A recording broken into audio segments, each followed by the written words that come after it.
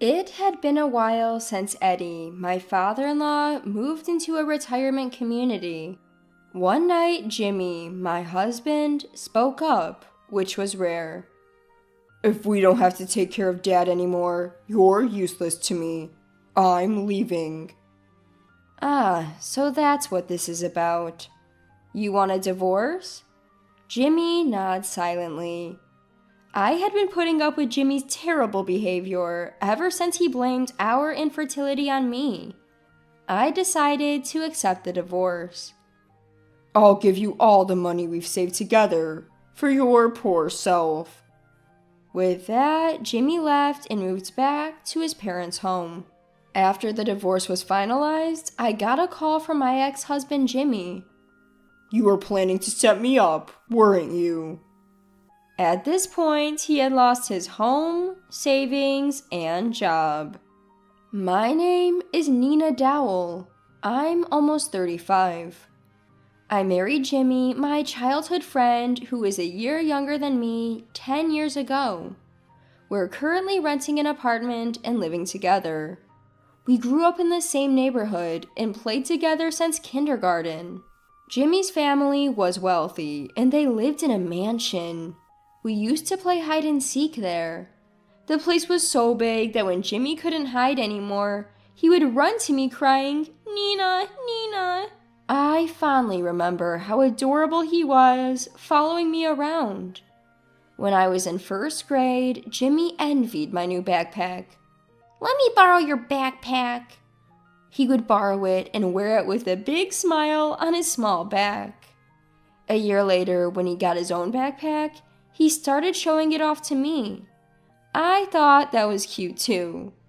Jimmy outgrew me in height when I was in 4th grade. By then, he had become a basketball player and was good at academics. I used to get presents and cards from him every Valentine's Day. Around that time, I started getting jealous of the girls around Jimmy.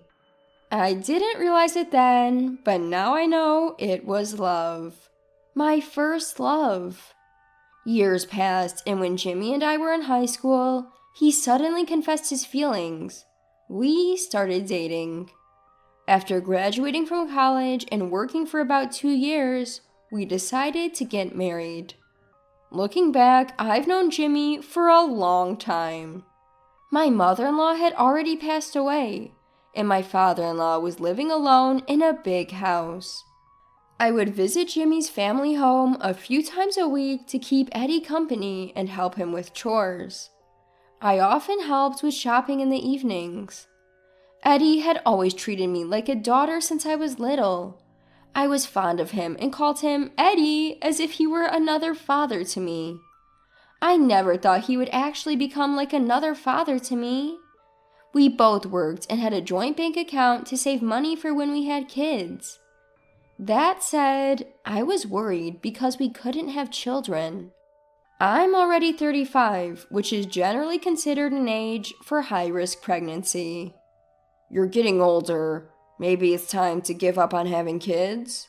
Lately, Jimmy has been blaming my age for our inability to have children, and he's become disinterested in trying. Despite being hurt by his words, I still wanted a child with the man I love. I wished he would at least accompany me to medical checkups and be as informed about it as I am. "Go to the hospital yourself. I'm busy with work." When did my husband become like this? Is it since he started working and coming home tired every day? He's become cold towards me. Jimmy is a salesman, so maybe he's stressed from work. I try to make home a relaxing place for him, but it doesn't seem to resonate. As March was coming to an end and Easter was approaching, I asked Jimmy, "Where are we going for Easter this year?" He simply said, "I have to work," and went to his room. Since Jimmy would be away for work, I decided to visit both my parents and Jimmy's parents. My parents and my brother lived together happily. Because my brother stays with them, I only visit a few times a year, but they always welcome me warmly. "I'm home." "Welcome back. Good to see you." I decided to confide in my mom about our struggles to conceive. She gently held my hand and told me, "Don't rush." Her words lightened my heart a bit.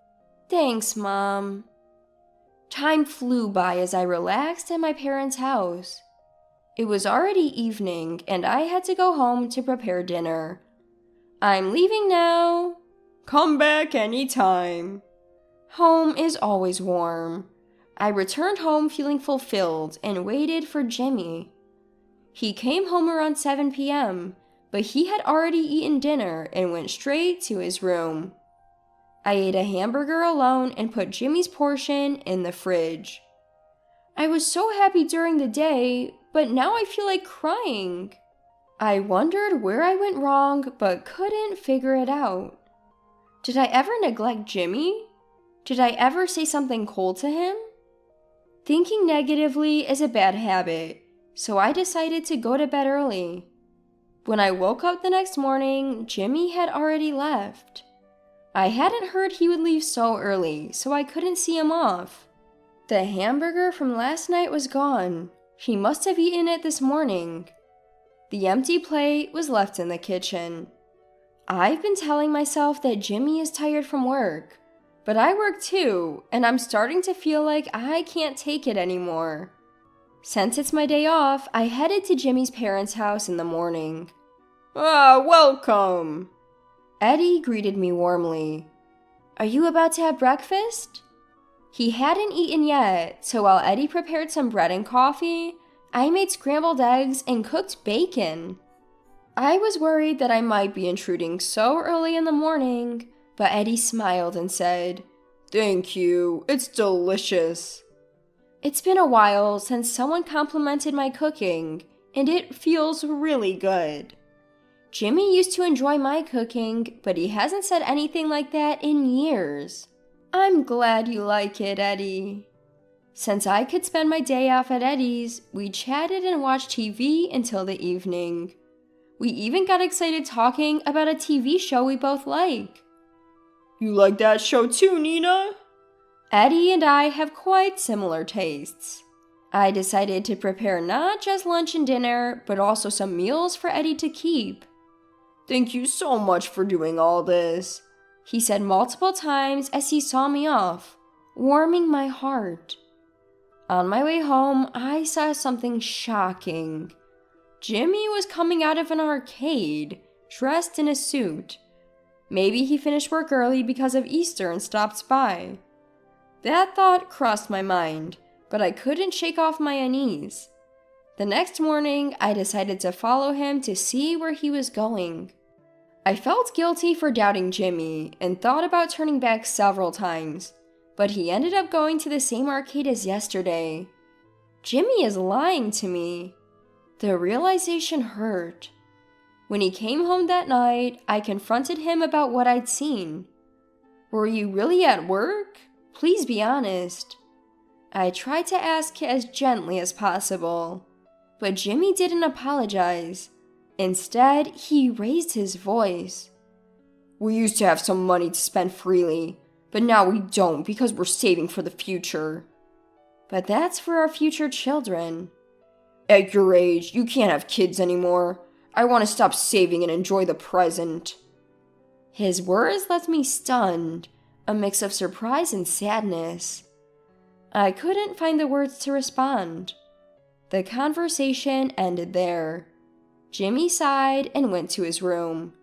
It was clear he wasn't thinking about our future. A few weeks later, I got a call saying Eddie was injured. I rushed to the hospital, but Jimmy said he was too busy with work to come. Eddie's injury wasn't serious, but it led to the decision for him to move into a retirement community. Eddie himself suggested it. I don't want to be a burden on you, Nina. I told him it wasn't a burden, but I also realized I couldn't be there for him all the time because of my work. I helped Eddie with the paperwork and preparations for moving into the retirement community. How is Jimmy doing lately? He seems busy with work. That's all I could say. Eddie seemed to sense something, but didn't press further. Jimmy hadn't visited his parents' house for a while and didn't help with any of the preparations. A few days later, the day came for Eddie to move into the retirement community. I accompanied Eddie to the retirement community early in the morning.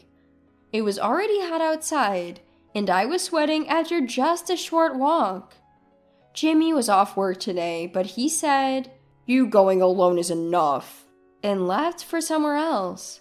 "Nina, you've been a real help. Thank you." "I'll visit you again on my next day off." Eddie smiled warmly at me. One evening, after some time had passed since Eddie moved to the retirement community, Jimmy surprisingly initiated a conversation. "So, now that Dad's in the retirement community, you don't have to take care of him anymore, right?" I tilted my head, not understanding what Jimmy was getting at. Jimmy continued, serious-faced.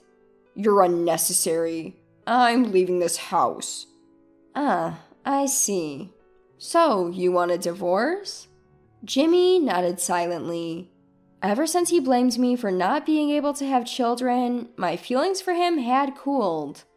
I easily accepted the divorce.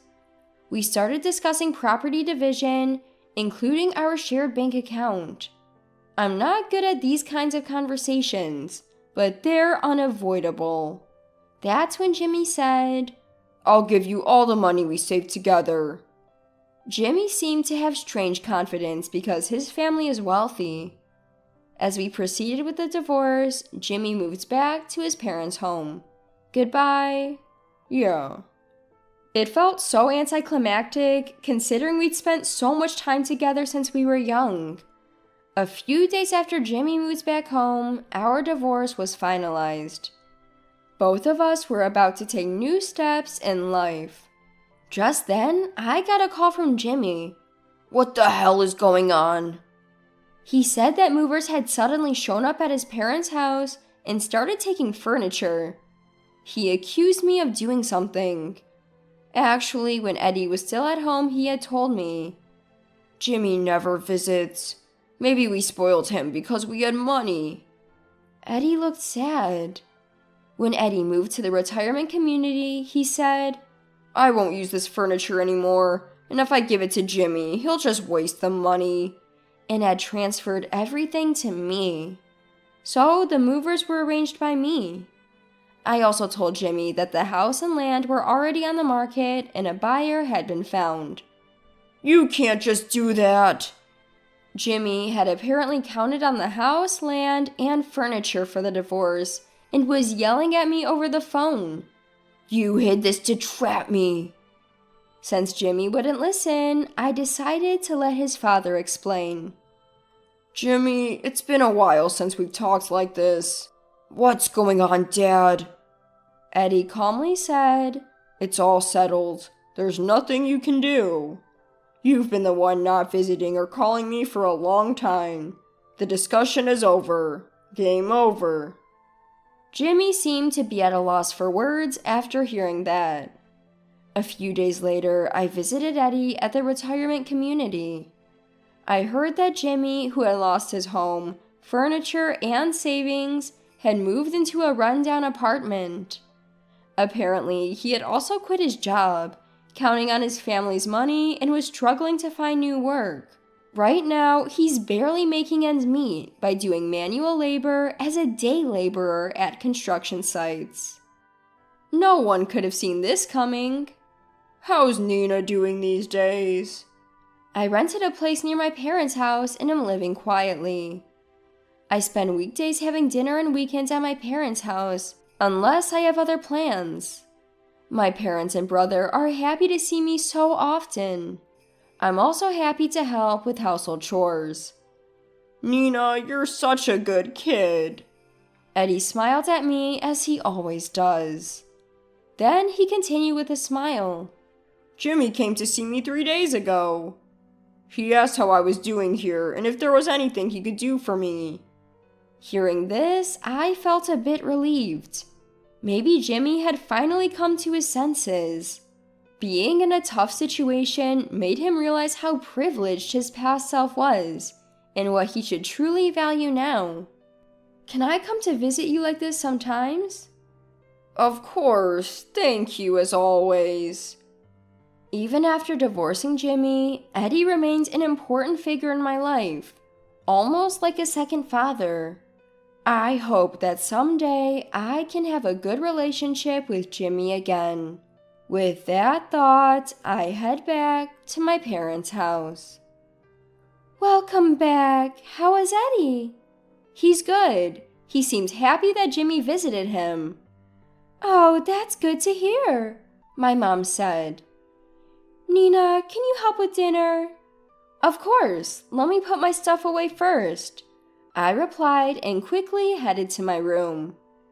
I want to protect what's important to me and continue living in this peaceful life.